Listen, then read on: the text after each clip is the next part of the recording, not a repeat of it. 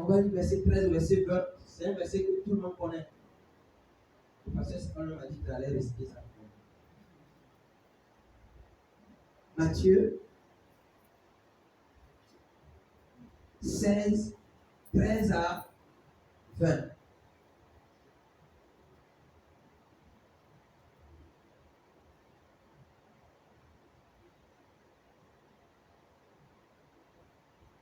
Je lis la parole de Dieu pour qu'on aille vite. Jésus étant arrivé dans le territoire, j'ai dit quoi? Matthieu 13 à 20, voilà. Jésus étant arrivé dans le territoire de Césarée de Philippe, demanda à ses disciples, qui dit-on que je suis? Moi, le Fils de l'homme. Il répondit, les uns disent que tu es Jean-Baptiste, les autres Élie, les autres encore Jérémie, ou l'un des prophètes. Et vous, leur dit-il, qui dites-vous que je suis? Il a dit quoi? Qui dites-vous que je suis? Simon Pierre répondit, tu es le Christ, le Fils du Dieu vivant. Jésus reprenant la parole lui dit, tu es heureux, Simon, fils de Jonas, car ce ne sont pas la chair et le sang qui t'ont révélé cela, mais c'est mon Père qui est dans les cieux. Et moi je te dis que tu es Pierre, et que sur cette pierre, je bâtirai mon église, et que les portes du séjour des morts ne prévaudront point contre elle. Je te donnerai les clés du royaume des cieux. Ce que tu lieras sur la terre sera lié dans les cieux. Et ce que tu délieras sur la terre sera délié dans les cieux. Verset 20. Alors, il recommanda aux disciples de ne dire à personne qu'il était le Christ. Dis Amen. On va compléter ça avec le verset, Luc le chapitre 9, le verset 18 à 21. Luc 9, 18 à 21.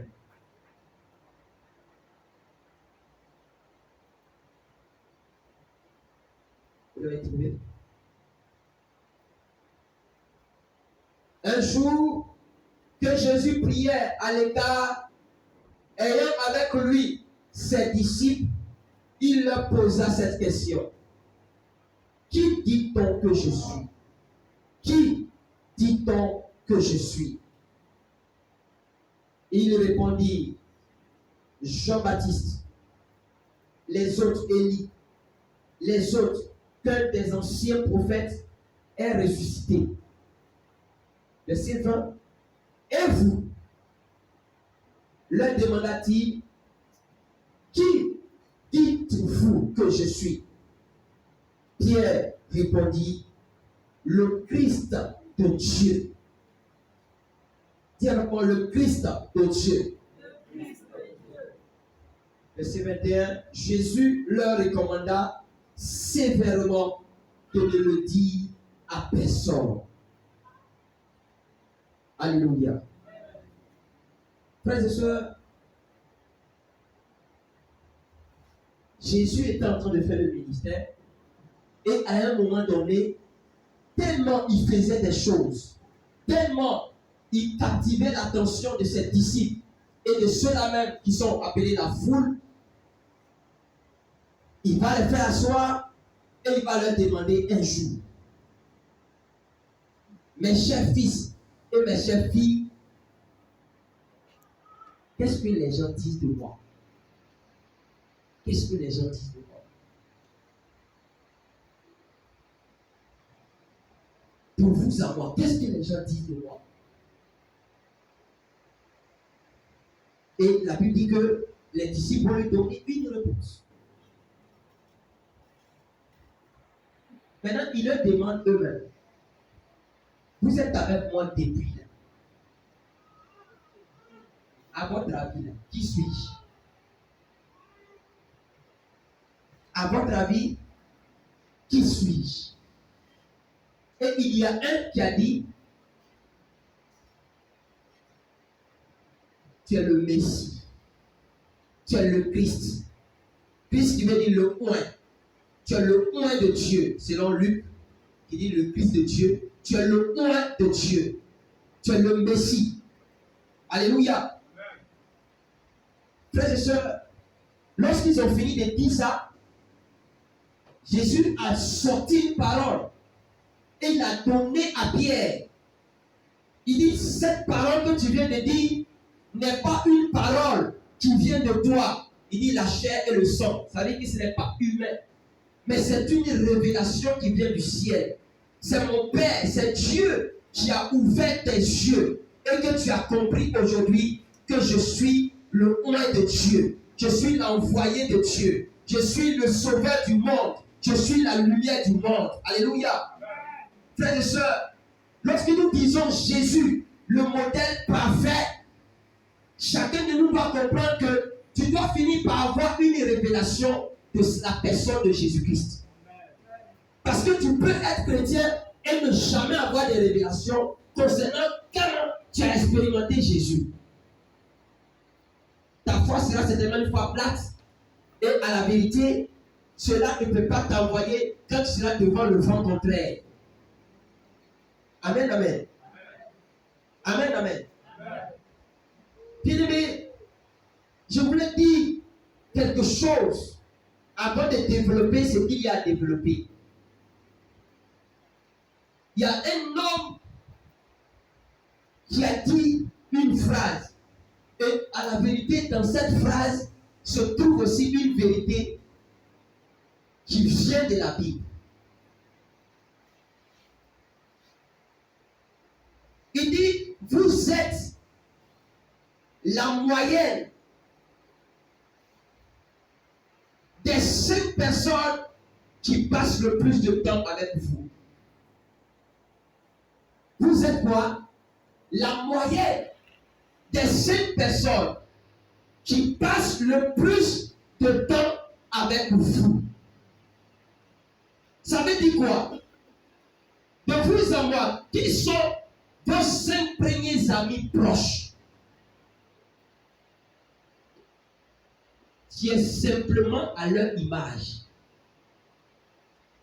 Ce n'est pas d'abord la Bible, mais c'est ce que cet homme qui a changé la vie de plusieurs par son enseignement disait. Il dit chaque homme est la moyenne des 5 personnes avec qui il passe le plus de son temps. Vrai ou faux? Vrai ou faux? C'est-à-dire que si toi et moi, nous sommes 5, et que toi tu es une 6e personne, mais ceux qui te sont les plus proches, c'est les 5 que tu es en train de réfléchir pour voir là. Tu es à l'image de leur vie. Les 5, pas une seule, mais les 5, tes 5 gars sûrs. Alléluia. Amen. Honoré à moi.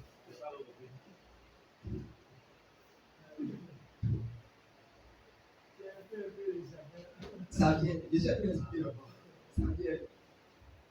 Ça va aller se mettre ensemble. On ne doit pas avoir peur de nous. Alléluia. Kim Ron, pour vous donner le nom, vous pouvez aller lire les livres. Il dit chaque être humain est la moyenne, c'est-à-dire que la qualité de ta vie, l'état de ta vie, la hauteur de ta vie, la sucrerie qui est dans ta vie, le sel qui est dans ta vie, la richesse qui est dans ta vie, l'intelligence qui est dans ta vie, la générosité qui est dans ta vie, tout ça, bien aimé, c'est la moyenne des 5 personnes, on l'appelle tes assauts. Voilà, en bonne version, on l'appelle les assauts. Donc, tout est assis là, tu es égal à la moyenne de tes 5 amis sûrs. Tu comprends maintenant? Baba, appelle aller. Et il dit ceci. Je vais arriver dans la Bible, ne vous en faites pas. J'aime chichi. Et il dit ceci. Ce n'est pas la taille de votre cercle social qui compte, mais la qualité de votre cercle social. Ce n'est pas la taille. Il y a des gens qui ont 20 000 camarades, 20 000 amis, mais ils détruisent ta vie. Pourquoi aujourd'hui tu n'es pas avec eux, tu n'es pas venu avec eux ici? Hein? Elle dit quoi? Ils sont au dehors. Alléluia! Bien-aimé, ce n'est pas le cercle social là qui compte, mais c'est la qualité. C'est pourquoi depuis un certain temps, j'ai cherché à côtoyer les gens qui connaissent la vie, qui connaissent l'œuvre de Dieu, qui ont parcouru le monde, qui fouillent la Bible. Parce que je ne veux pas n'importe qui, n'importe quoi, n'importe comment. Alléluia! Toi, ton meilleur ami, c'est celui qui joue à Wallet. C'est celui qui joue dame. C'est celui qui n'a jamais lu un livre. Et puis tu es étonné de ta vie. Tu es étonné. Demande à ton voisin, tu es étonné. Ah, bien aimé. C'est pas pour choquer quelqu'un, mais c'est les statistiques qui ont démontré ça. Tu es égal, tu es la moyenne. Ça veut dire que tu es la moyenne. Ça veut dire que si la vie est pire, pour toi, ce ne sera pas pire.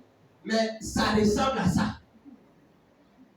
Maintenant, si la vie est glorieuse, tu vas te rendre compte que depuis que tu as commencé à côtoyer telle personne, ta vie a commencé à changer. C'est une bonne personne que tu dois garder dans ton cercle social. Mais celui que quand tu l'accroches net, c'est là même que les anciennes publicités, les choses que tu ne faisais pas hier, tu commences à les faire. Il commence à changer ton cœur. Il faut commencer à faire attention. Amen, amen. Qui nous donne, peut-être n'est pas chrétien, mais voilà sa remarque. Lui, il parle de comment devenir riche. Alléluia. Alléluia. J'étais choqué. Il a choqué quelqu'un. Ou bien j'ai ouvert ton esprit. C'est pourquoi il dit, il faut faire attention avec ceux avec qui tu marches. Il faut faire attention avec tes 5 meilleurs amis. Il faut faire attention avec tes 5 coéquipiers. Quand tu ne les vois pas, tu ne dors pas. Quelqu'un me suit?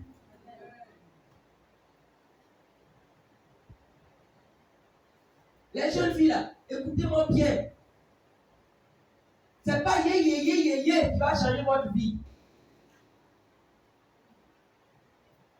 1 Corinthiens 14, 33, je ne sais pas si elle parle de moi. Dis quoi? 15, 33.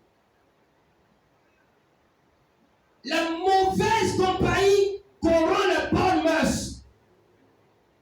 La mauvaise compagnie corrompt les bonnes mœurs. Vous avez lu ça, non? Ça dit que tu es bien. Tu commences à côtoyer quelqu'un et puis ça te rend bizarre. C'est de ça que qui me parle.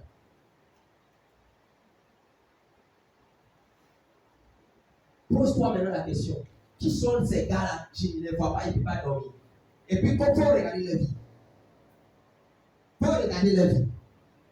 Et puis, tu regardes maintenant ta vie. Tu vas comprendre que ce n'est pas une affaire d'association. La destinée, ce n'est pas association. C'est toucher avec les bonnes personnes. C'est toucher les bonnes personnes qui vont changer ta vie. Gloire à Dieu. Gloire à Dieu.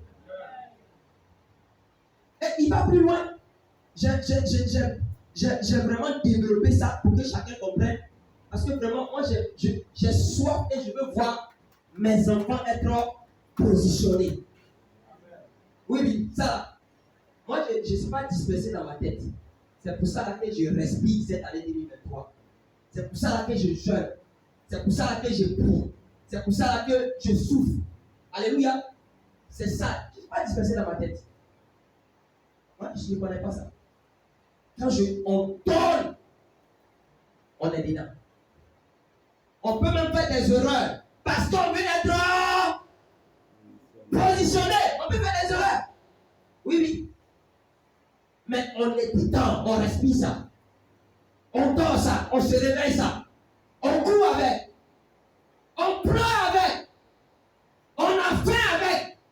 On est rassasié avec. On danse avec. Alléluia. Il y a des gens depuis fin janvier, ils ont oublié leurs objectifs. Ils ont oublié. La vie a repris. Avec les conseils de vos 5 amis géants. Regardez leur vie. Et puis regardez votre vie. Je n'ai pas dit de les haïr. Mais c'est le temps de commencer à prier tes amis. Soit ils viennent avec toi à Jésus, ou bien vraiment, je suis désolé. Amen. Il y en a qui vont te rattraper devant là-bas. Il y en a aussi, tu ne vas plus les voir. Mais pourvu que tu avances. Je parle à quelqu'un. Écoutez ce qu'il dit. Si vous traînez autour de 5 personnes de qualité, vous serez le 6e. C'est-à-dire que tu es dans le sillage de 5 personnes de qualité. Tu es la 6e personne de qualité. C'est une règle simple.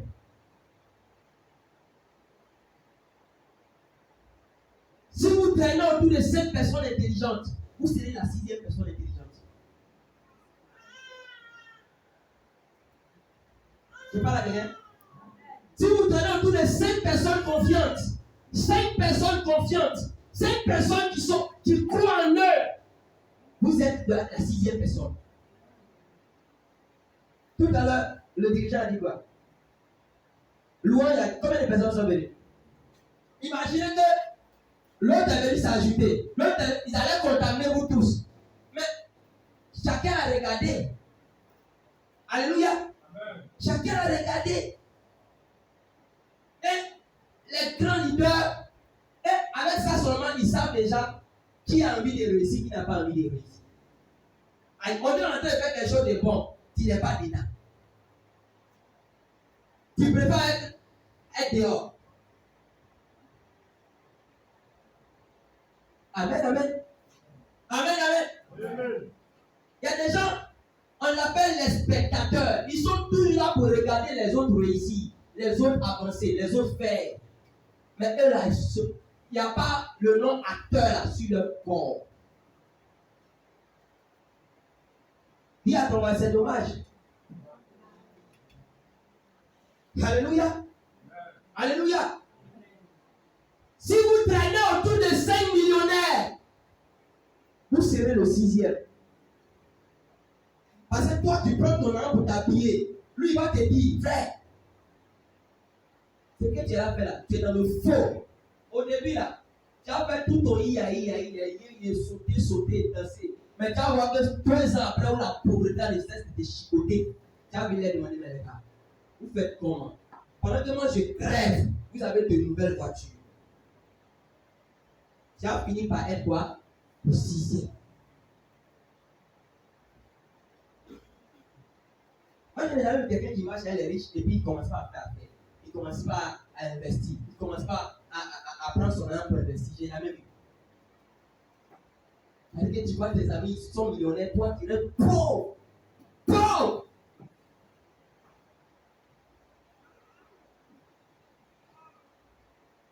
Je suis toujours dans la statistique des vivants d'abord. Parce qu'il faut qu'on comprenne ça. Vous comprenez ça. Quand j'ai rentré dans la Bible, vous allez comprendre facilement. Mais là, changeons de mentalité. On nous a dit dans les petites choses. Les petites choses. Changeons de mentalité.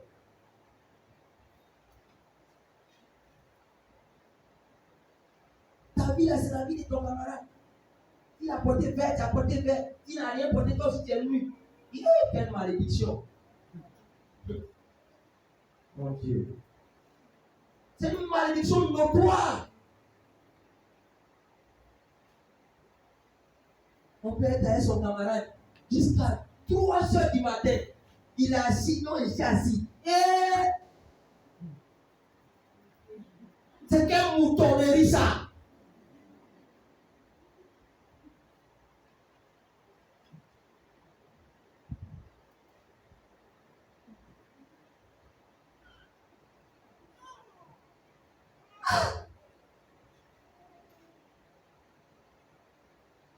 Et bien, la vie ne change pas.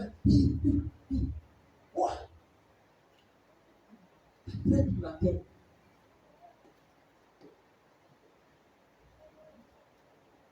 Patrick, tu peux aller? T'as rien entendu ça? Hein? T'as rien entendu ce qu'ils ont dit là? Hein? Ah, il dit non, il n'a jamais entendu ça. Frère, il faut venir. Il a parlé encore. Oui, il a parlé. Aïe! Ce qui fait mal là, ça arrive. Ça fait mal, mais c'est la vérité. J'estime ce qui est bon. Non? Écoutez le reste. Si vous traînez autour de 5 idiots, vous êtes le 6e. Aïe! Tu avais 5 personnes qui cherchent le mari des gens. Attends, tu as fini par chercher le mari des gens aussi. C'est clair. Si tu marches des gens idiots, tu vas devenir le 6e idiot. Sans prophétie. Sans prophétie. Parce que les mauvaises compagnies couronne les bonnes mœurs.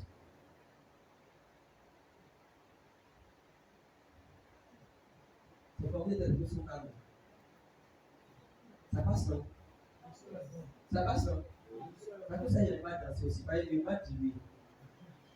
Si il est distrait, il n'y a pas parler. Gloire à Dieu. Si vous traînez avec 5 personnes zélées, vous serez le 6e zélé. Ici, là, on a des refroidisseurs plus que des chauffeurs. On a beaucoup qui refroidissent les autres que de les réchauffer pour qu'ils soient dans la maison de Dieu. Toi, ton fils a de l'argent.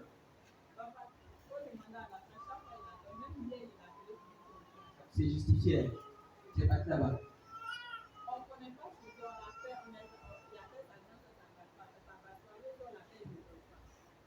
Elle me dit qu'elle a raison. Parce qu'hier, elle a appelé, ils n'ont pas décroché. Amen, amen. Il y a beaucoup qui sont des refroidisseurs. Toi-même, ton langage, même là, ça refroidit, ça casse même le moral de tout le monde. Oui, oui. Mais imagine qu'il y a 5 comme ça dans l'église. Wallahi, talaï, bilaï, massakaraï. Je te dis, tu as 5 qui découragent tout le monde. Mais tu as fait quoi?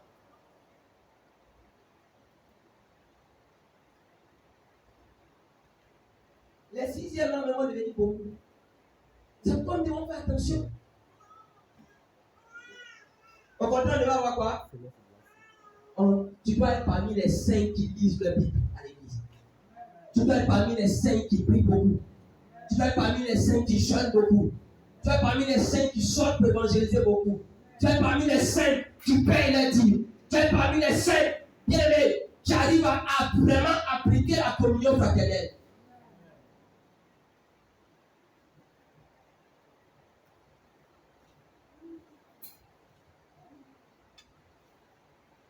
Les gens disent que je suis Élie. Et si Jean-Baptiste, vous vous dites que tu es le Messie.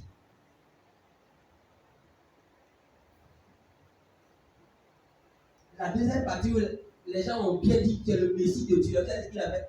Je pense qu'il a multiplié les pains. Ils ont mangé tellement qu'ils ont bien mangé. Qu'il dit que je suis le Messie, que le Fils de Dieu. Parce que ce que tu fais là, si ce n'est pas Dieu, c'est Dieu seul qui peut faire ça. C'est Dieu seul qui peut faire ça. Donc tu es le fils de Dieu.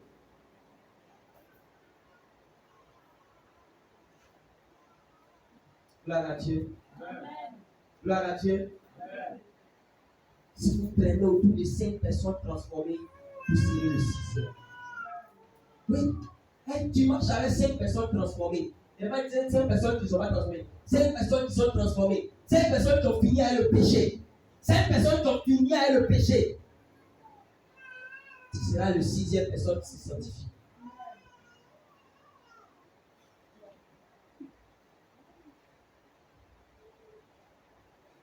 Quelqu'un m'a entendu?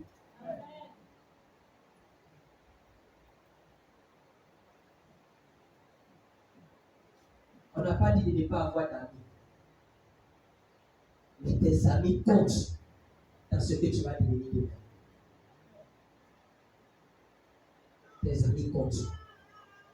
Il y a des gens qui ont raté leur vie à cause des conseils des mauvais amis. Mauvais amis.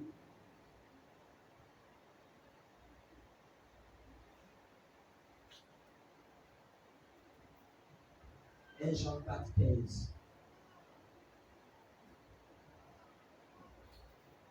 Et Jean 4, 15.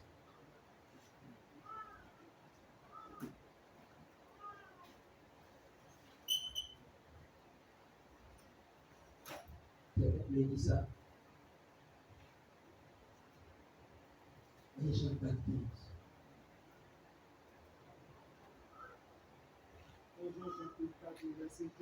Oui. Celui qui déclarera publiquement que Jésus est le Fils de Dieu, Dieu demeure en lui et lui en Dieu. Amen, amen. Reprends, Celui qui déclarera publiquement que Jésus-Christ est le Fils de Dieu, oui. Dieu demeure en lui, oui. Et lui en Dieu. Amen, amen. La Bible dit, celui qui confessera que Jésus est le Fils de Dieu, Dieu demeure en lui et lui en Dieu. Celui qui va déclarer que Jésus est le Fils de Dieu, à partir de cet instant-là, on reconnaît que Dieu est en lui. Et puis lui aussi, il est en Dieu.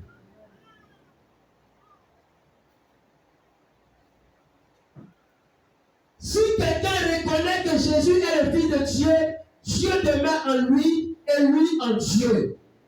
Donc les deux deviennent quoi?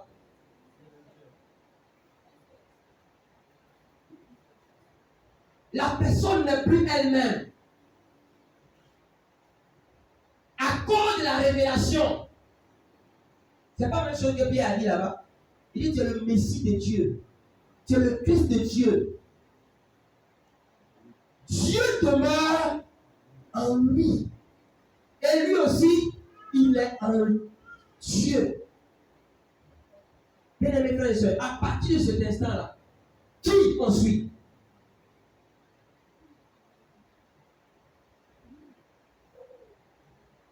Tu as confessé Jésus.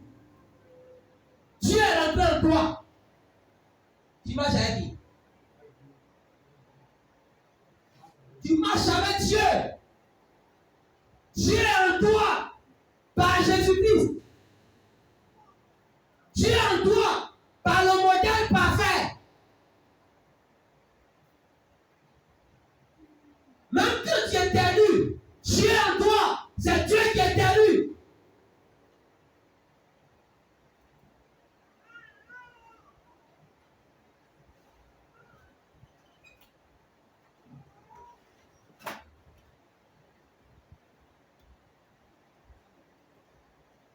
Celui qui confesse que Jésus est quoi?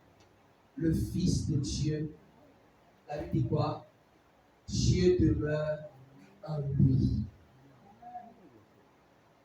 Dieu demeure en lui. Et lui aussi, il demeure en Dieu. Chez Gimron, il faut 5 personnes pour que leur vie impacte ta vie, soit positivement, soit négativement, n'est-ce pas? Mais en Christ, une fois que tu as confessé que Jésus est le Fils de Dieu, ta vie est impactée. Normalement, ta vie est impactée.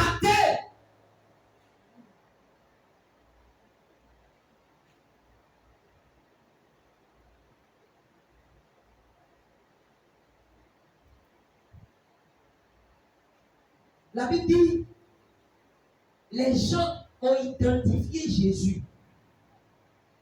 Mais ils l'ont identifié par deux types d'attributs. Les attributs naturels et les attributs moraux. Alléluia. Les attributs naturels là, toi et moi, on va pas faire, on ne peut pas faire. Alléluia. Dieu ne peut pas nous demander, Dieu ne peut pas nous demander de créer l'homme. Dieu ne peut pas te demander ça. Si tu commences même là, il envoie Corona.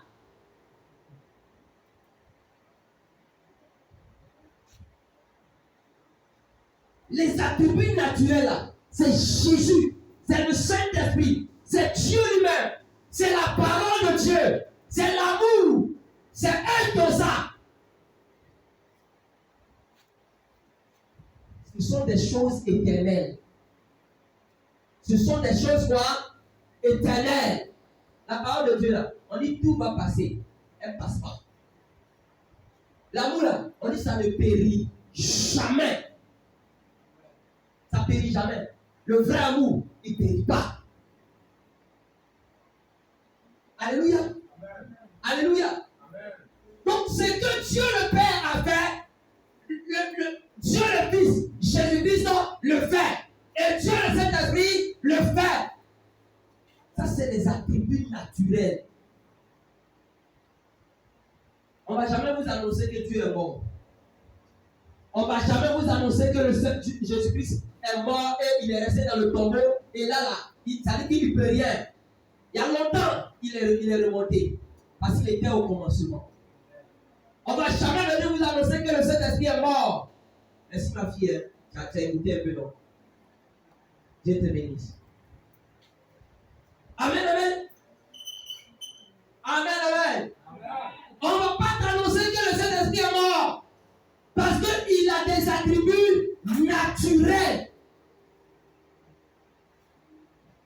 Mais les attributs moraux, Dieu même là, il est pressé qu'on n'a pas le faire.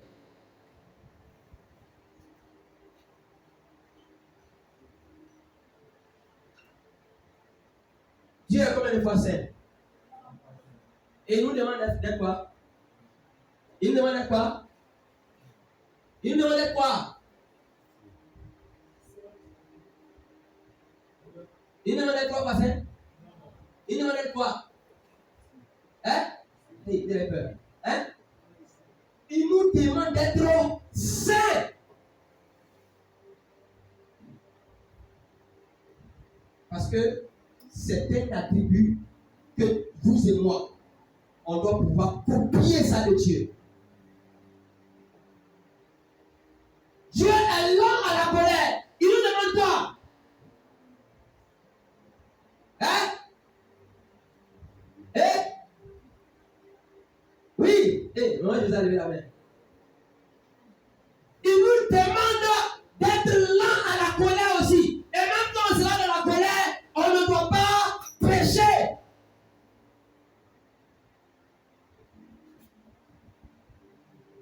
Attribut moral.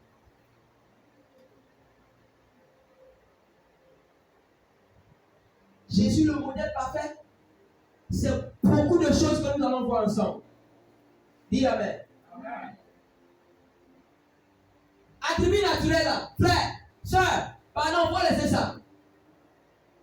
Tu ne peux rien créer. Non, tu ne peux rien créer. Ressusciter moi là, c'est pas créer. Ressusciter moi là, lui me dit on a qu'à faire. Oui.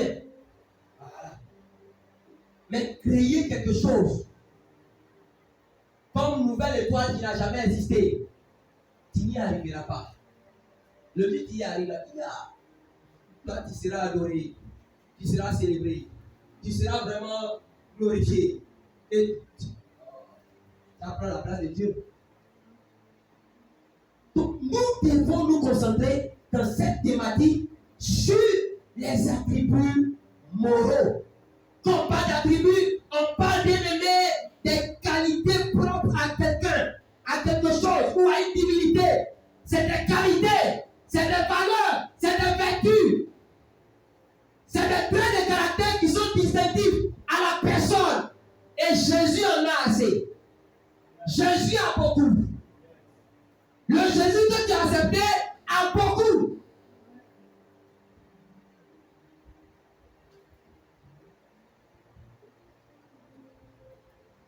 Je parle à quelqu'un. On a fini les statistiques du monde. On est dans la parole de Dieu. Chacun doit avoir le maximum d'attributs.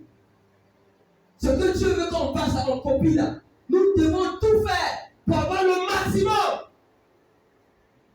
Il ne faut pas qu'on va se cacher derrière le verset de Romains. Nous sommes tous charnels, vendus au péché. Il y a des gens, c'est le verset. Dieu même a dit, je suis charnel, vendu au péché. Hey! Charnel, vendu au péché. Bien-aimé, charnel, vendu au péché. Mais c'est le même qui dit dans le livre de Pierre, soyez saints, car je suis saint.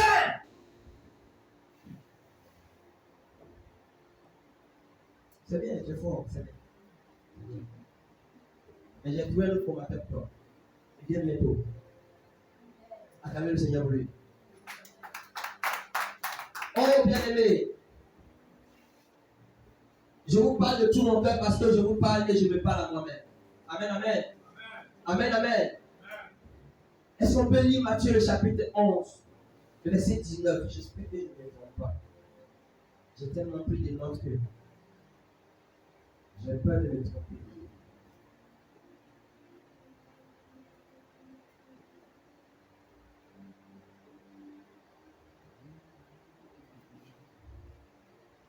Allons-y, disons ça. On va voir un premier attribut. Matthieu 11, verset 19. Oui. Le Fils de l'homme est venu. Le Fils de l'homme est venu. Mangeant et buvant. Mangeant et buvant. Et ils disent. C'est un mangeur et un buveur. Oui. Un ami des publicains. Un ami des publicains. Et des gens de mauvaise vie. Et des gens de mauvaise vie.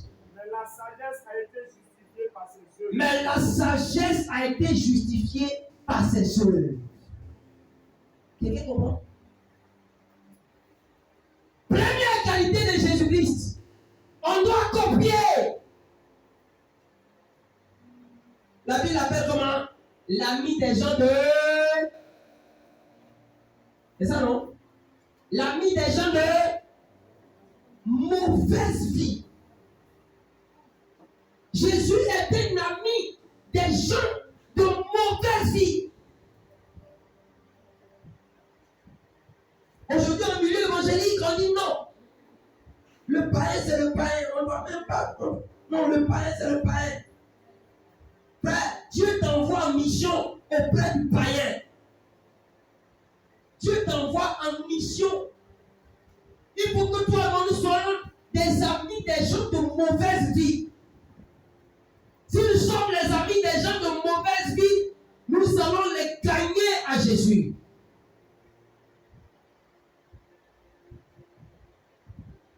Je l'ai toujours dit ici, être l'ami des gens de mauvaise vie ne veut pas dire que tu vas aller te faire corrompre, tu vas aller te faire étouffer ta foi. C'est-à-dire qu'eux vont te convertir, alors que toi tu vas les convertir. Parce qu'il y a beaucoup de qui ont fait ça. Ils sont avec les gens de mauvaise vie. Le pasteur dit on a qu'à dire les gens de mauvaise vie. Il a déjà pu casier. C'est Dieu. Il a déjà pu casier. Il a commencé à avoir copine. Il a commencé. Parce qu'on dit le chrétien doit être quoi? L'ami des gens de mauvaise vie. C'est une réalité. C'est écrit. Voilà ce que Jésus a fait pour faire avancer son royaume.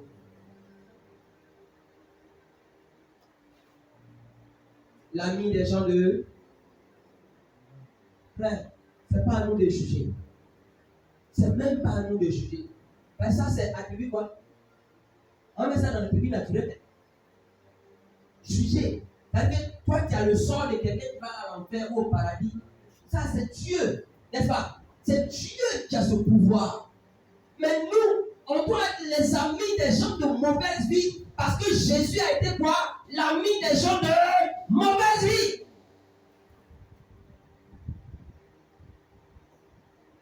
Moi, je sais que par ma petite vie, j'ai sauvé des gens. Si un père était mort, j'ai sauvé des vies.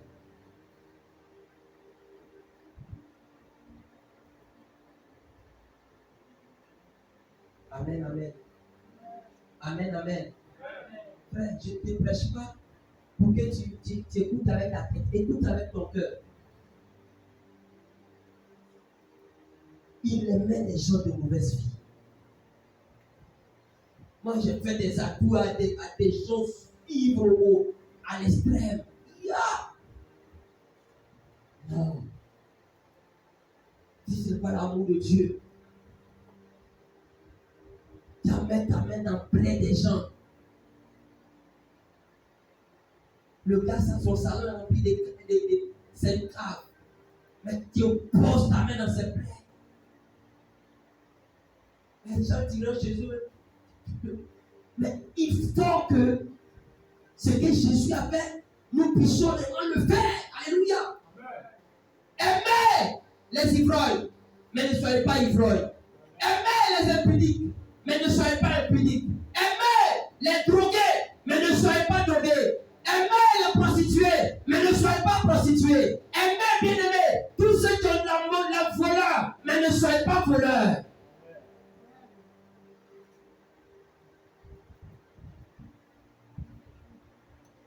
C'est le premier attribut que je veux que tu comprennes. Tu as écrit ça.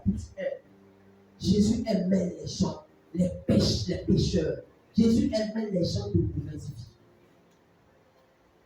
Le modèle parfait, là, c'est pas là où on y vient, il y a une table, on a mis une nappe dessus, on a mis vraiment tout un décor pour te recevoir et puis aller tu t'en vas là-bas. Non, ça c'est pas suffisant.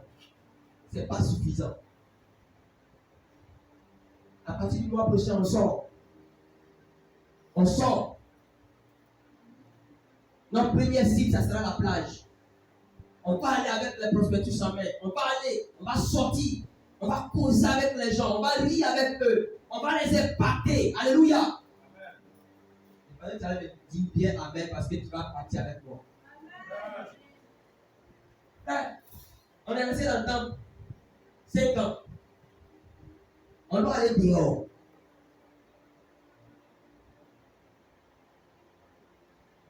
On sera bien vêtu. On va aller pas avec colère. On va aller avec sourire. On va aller sourire à quelqu'un. On va aller parler à quelqu'un. On va aller parler à une jeune fille. Les jeunes femmes vont parler aux femmes. Les hommes vont parler aux hommes. Qui vient là avec moi? On ira, on leur parlera. Tu vas regarder la mer. Tu seras heureux, mais en même temps, tu seras en train de prêcher la parole de Dieu. Peut-être qu'on sera avec le micro en train de prêcher, toi, tu es en train de distribuer des invitations. Je te dis que Jésus aimait les gens de mauvaise vie. Les païens bruts, les païens qui ont le cœur endurci. Parce que ce n'est pas un bus qui ouvre le cœur. Des païens qui sont frustrés, fâchés contre les pasteurs. Il y en a plein. Les gens qui sont déçus de l'église. Oui, ils sont déçus.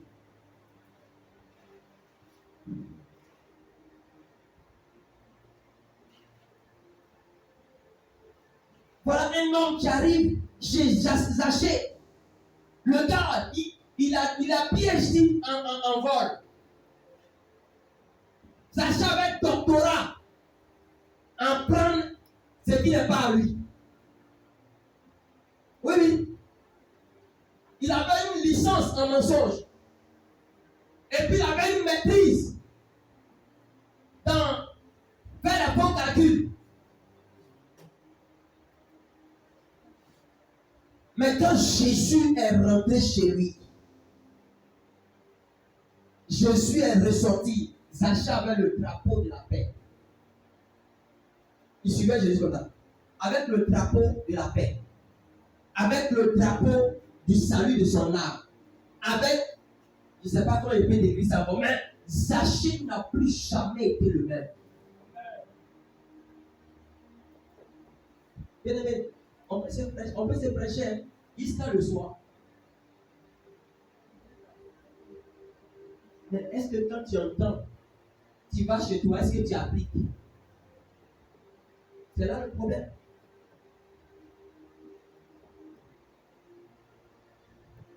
La femme qui a commis l'adultère, quand tout le monde cherchait à la lapider, Christ était là. Christ était là. S'ils ne t'ont pas condamné, moi aussi je ne te condamne pas. Mais va et ne pêche plus.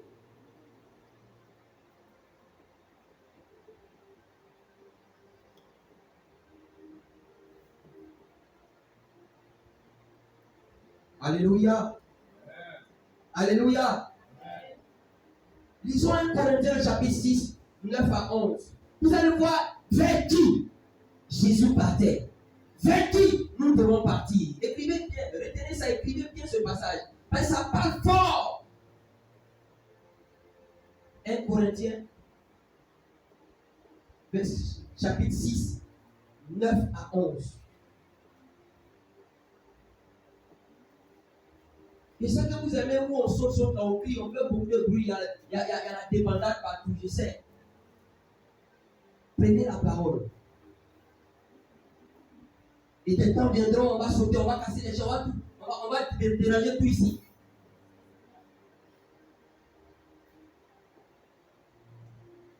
Quelqu'un peut lire?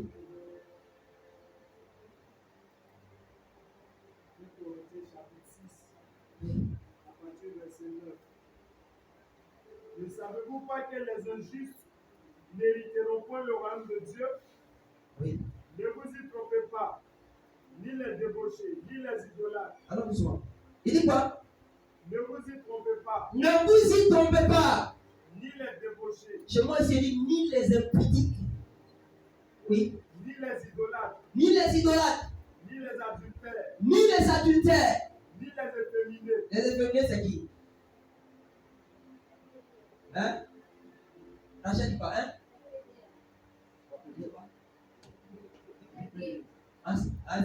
C'est les tailles. Les efféminés! Oui, les tailles, oui. Ni les homosexuels. Hey. Donc, tu vois, les efféminés. Les homosexuels. Attends, laisse-moi cette chose. Parce que on dit les PD là-bas, efféminé c'est PD. Maintenant, homosexuel. Parce que, pardon, il faut le dire. Ta version est. Ni les efféminés. Les efféminés. Ni les homosexuels. Ni les homosexuels. Ni les voleurs. Ni les voleurs. Ni les cupides. Ni les cupides. Ni les ivrognes. Ni les ivrognes. Ni les outrageux. Ni les outrageux. Ni les ravisseurs. Ni les ravisseurs. N'hériteront le royaume de Dieu. N'hériteront le royaume De Dieu. Le royaume de Dieu. Verset 11. Ça va. Oui, vas-y, tu termines. Vas-y, c'est ce qu'il a fait pour nous. Oui. Et c'est là. Et c'est là. Ce que vous étiez. Ce que vous étiez.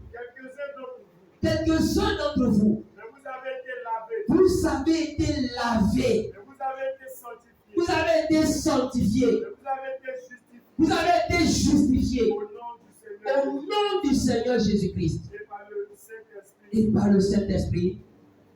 Et par l'Esprit de notre Dieu. Et par l'Esprit de notre Dieu. Alléluia. Amen. Vous voyez, c'est un gros travail que Jésus a fait dans nos vies.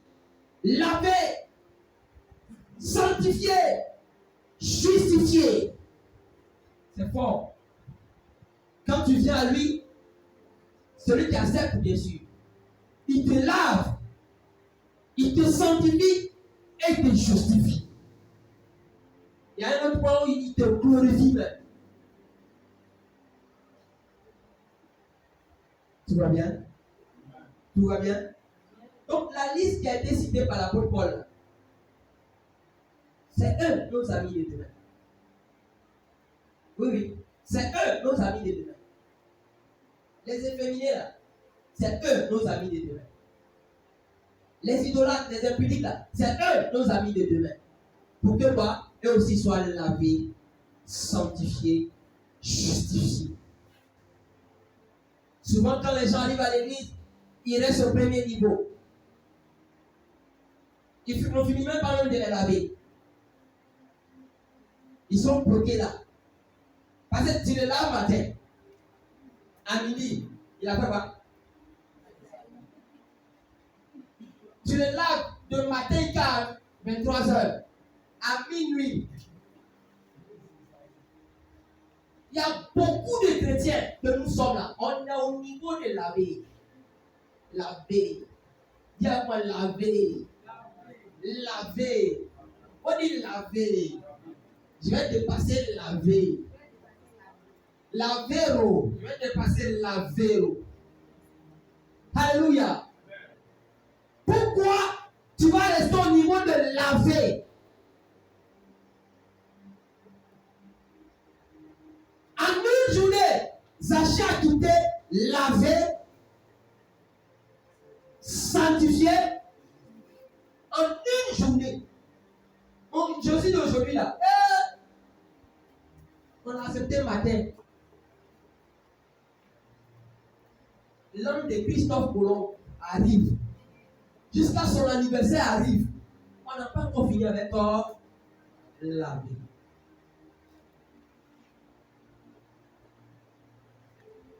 Alors qu'on doit aller chercher des gens qui doivent être quoi? Laver, sanctifier, justifier.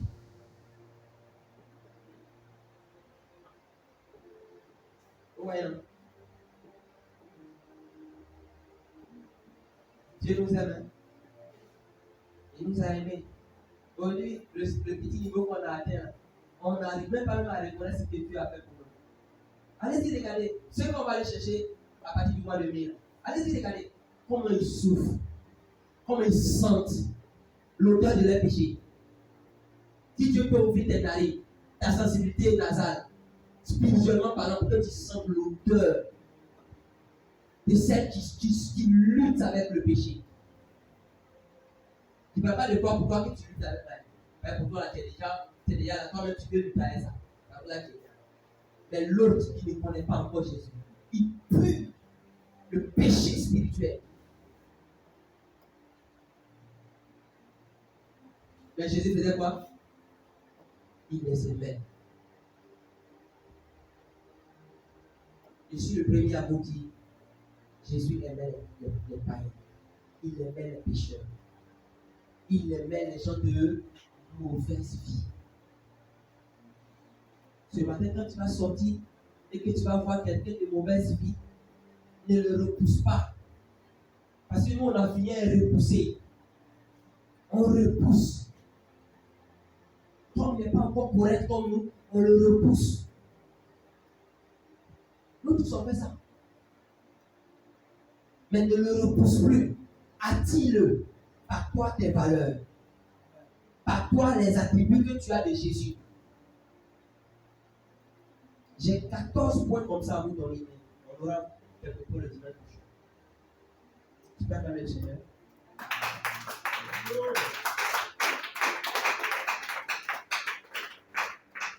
Dis à ton voisin, on doit aimer les gens de mauvaise vie.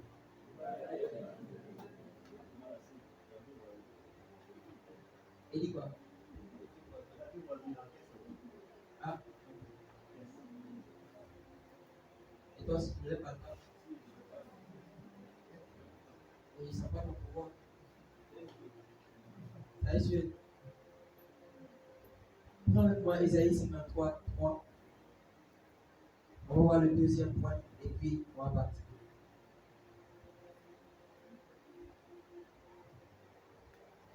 Ésaïe chapitre 53, le verset 3. Dieu du haut des cieux regarde le Fils de l'homme. Ésaïe 53, verset 3.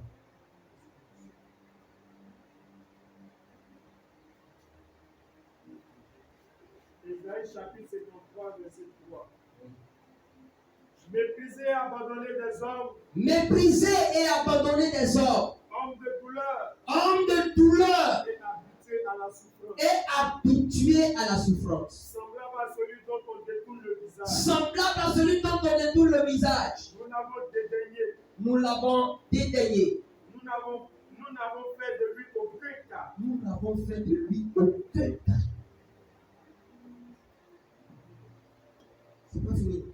Matthieu 26, 38.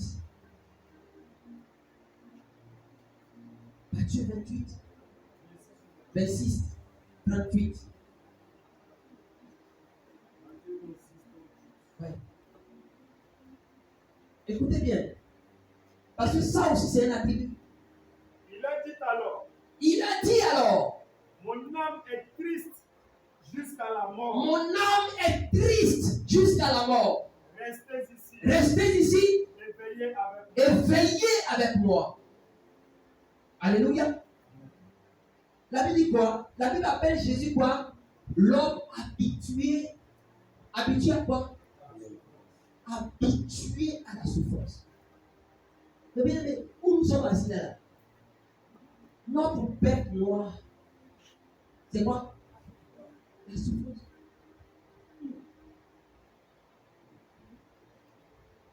Notre bête noire à nous, chrétiens évangéliques, c'est la souffrance. Quelqu'un va dire, là où le pasteur est pour orienter de la salle, on a lu, non? Jésus était un homme habitué à la souffrance. Et voici que l'apôtre Matthieu, il nous dit quoi? Il dit, mon âme est triste jusqu'à la mort. C'est pas la souffrance, hein? C'est la souffrance, non? Mais nous, là, on a choisi tous les bons côtés, là. On a laissé le miracle, là. On a laissé ça. Le Dieu que tu as accepté de suivre, là, c'est un Dieu qui était habitué à la souffrance. Mais toi, à cause de ce que tu as peur de la souffrance, tu as raté plein de bénédictions. Tout simplement parce que tu as peur de souffrir. Tu n'aimes pas la souffrance. Qui peut nous définir la souffrance?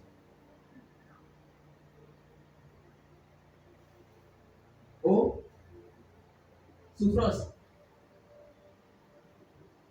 Est-ce que souffrance, on a bien défini ça? Un homme de douleur. La Bible a bien défini. Il dit, Jésus est un homme de douleur. Qui connaît douleur? Il y a douleur et puis il y a douleur. Alléluia. Mais Jésus était un homme de douleur. Nous, quand il y a douleur, on rétrograde. Quand il y a douleur, on abandonne. Quand il y a douleur, on ne prie plus. Quand il y a douleur, frère, Paul et Silas c'était dans douleur. Mais c'était douleur de douleur. Alléluia. La Bible dit quoi? Dans la prison, il fait quoi? Ils se sont levés. N'est-ce pas? Et ils ont fait quoi? Ils ont fait quoi? Ils ont patiné, à patiner, à patiner. Oubliez pas bien danser, hein? Ils ont commencé à danser, à chanter, à louer Dieu. Ils ne sont pas tombés dans la tristesse. Ils ne sont pas tombés dans l'abattement profond. Parce qu'ils savaient que leur maître était quoi? Un homme qui est habitué à quoi? Si vous voulez ou pas, je veux que vous incrustez ça dans votre esprit. Notre mission que Dieu nous a confiée là, c'est une mission où nous allons rencontrer la douleur. Nous allons rencontrer la souffrance. Quand on s'en est loin pour rencontrer la mort. Qu'est-ce que Jacques dit dans Jacques 7, verset 13? Qu'est-ce qu'il dit? Il dit la douleur doit être déjà la source de motivation pour pouvoir faire quoi? Pour pouvoir prier. La douleur, la souffrance, source de motivation pour faire quoi? Il n'a pas encore trouvé. Jacques 5, 13. Quelqu'un est-il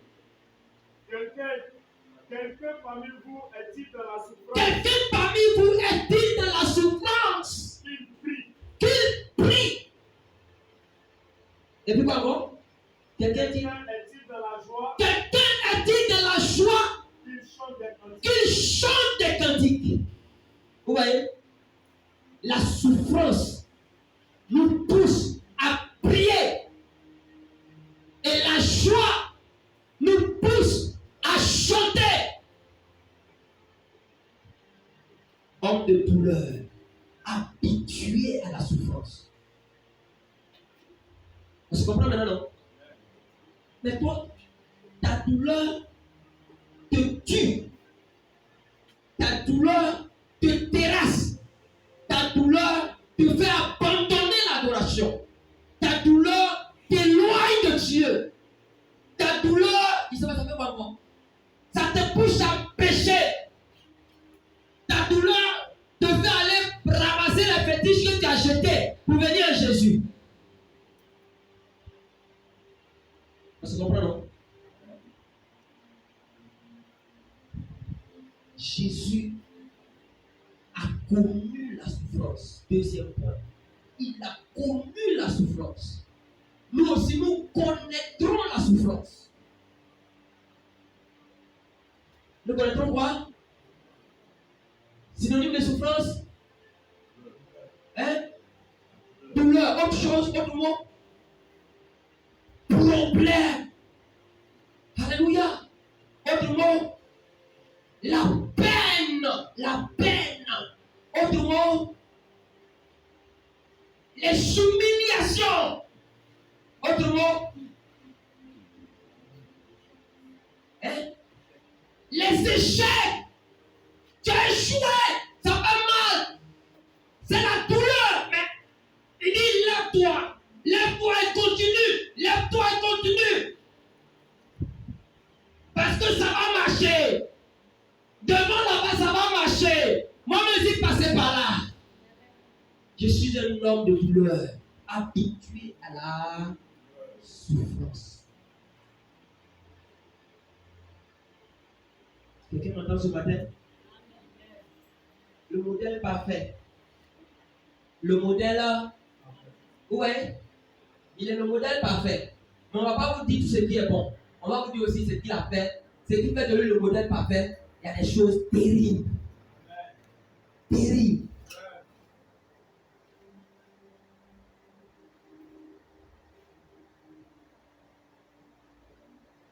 Matthieu 27, 46.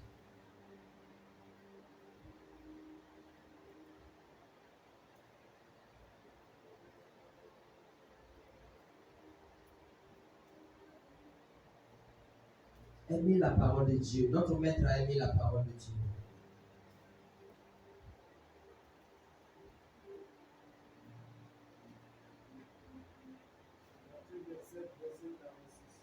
Oui. Et vers la 9e heure, Et vers la 9e heure, Jésus s'écria d'une voix forte. Jésus s'écria d'une voix forte. Élie, Élie, Élie, Élie, lama sabachthani. lama sabachthani. C'est-à-dire, Mon Dieu, mon Dieu, mon Dieu, mon Dieu, pourquoi m'as-tu abandonné? pourquoi m'as-tu abandonné? Alléluia. C'est l'homme habitué à la douleur. Là. Il était là. Les mains clouées, les pieds cloués. Le côté même déjà percé. Il crie. Dis à ton voisin, celui que tu as accepté, souvent il crie. Faut dire ça. Souvent il crie.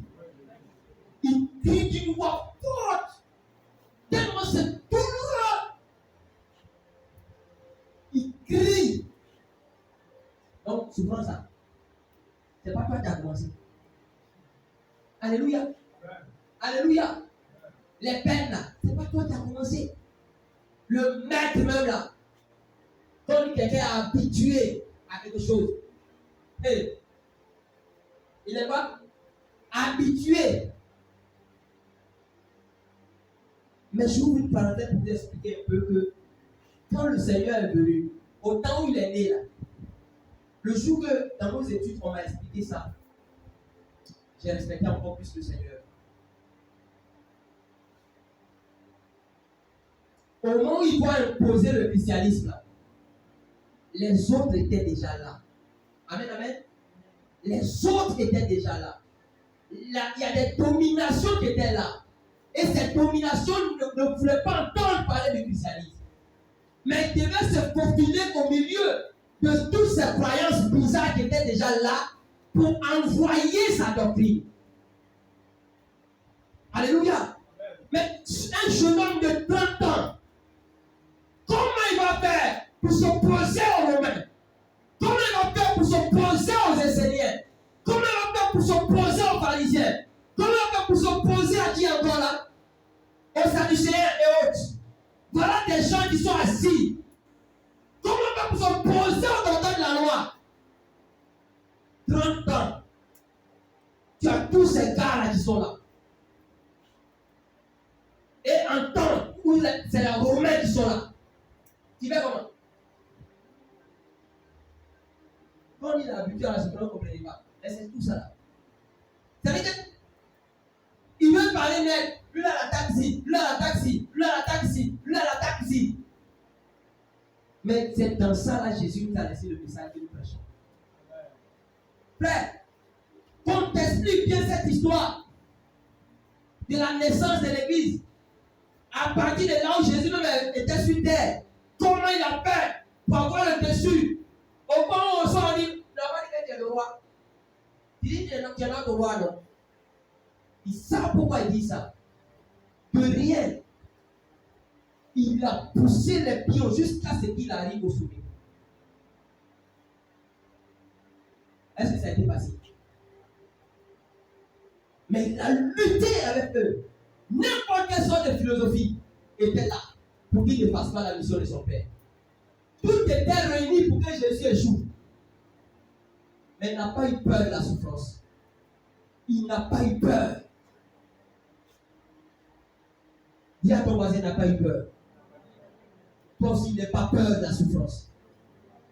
Bien-aimé, n'aie pas peur de la souffrance.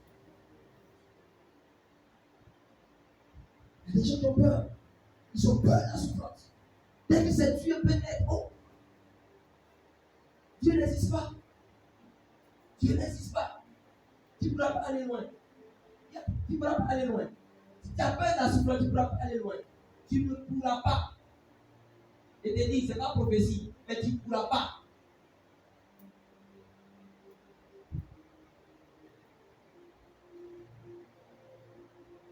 Est-ce que j'ai fait du bien à quelqu'un? Apparemment, je n'ai pas fait du bien. Est-ce que j'ai parlé à quelqu'un?